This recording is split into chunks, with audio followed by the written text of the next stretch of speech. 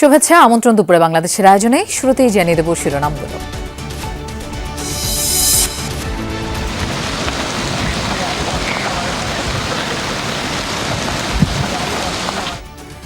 টানা বর্ষণে বিপর্যস্ত পার্বত্য চট্টগ্রাম অঞ্চলের জনজীবন। বান্দরবান ও কক্সবাজারে পাহাড় ধসে আজও 7 জনের মৃত্যু, পানিবন্দী লাখো মানুষ। নৌকা দিয়ে চলাচল করতে হচ্ছে, এদিকে যে মানুষের আবাদি জমিগুলো ছিল সেগুলো তুলে গিয়েছে।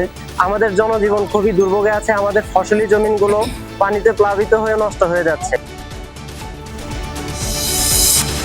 সংবিধানের ৫ম সংশোধনী আংশিক বাতিলের রায়ে আপিল বিভাগেও বহাল, ফিরল গণভোট ও তত্ত্বাবধায়ক ব্যবস্থা। এই যে রায়, সেই রায়টি বহাল থাকলো, অর্থাৎ তত্ত্বাবধায়ক সরকার ফিরে আসলো, আর বাকিগুলো এখন সংসদে পরে যেটা হাইকোর্ট ছেড়ে দিয়েছিল সেটা আলটিমেটলি সংসদের সিদ্ধান্ত। ৫ম সংশোধনীর মাধ্যমে হাইকোর্ট ডিভিশনে যে 4টি বিষয়কে অসাংবিধানিক ঘোষণা করেছিলেন, এই 4টি বিষয় অসাংবিধানিক ঘোষিত থাকবে। চলতি অর্থবছর বাংলাদেশে ৩.৭% হবে জিডিপি প্রবৃদ্ধি।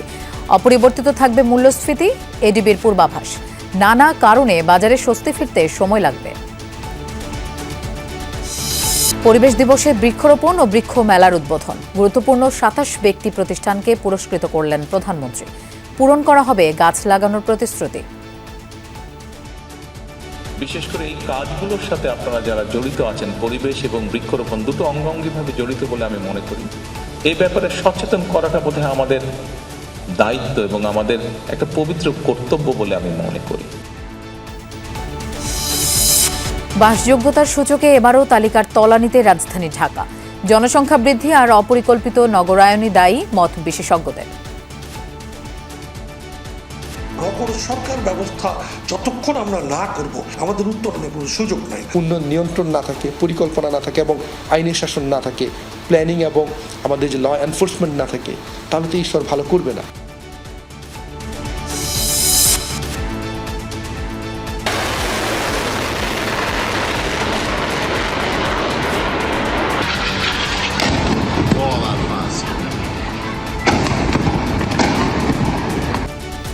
টানা দ্বিতীয় দিনেও ৯০টি ইরানি লক্ষ্যবস্তুতে মার্কিন বোমাবর্ষণ। দুদিনে হতাহত ১০০-র কাছাকাছি। জবাবে কুয়েত ও বাহরাইনের ঘাঁটিতে হামলা।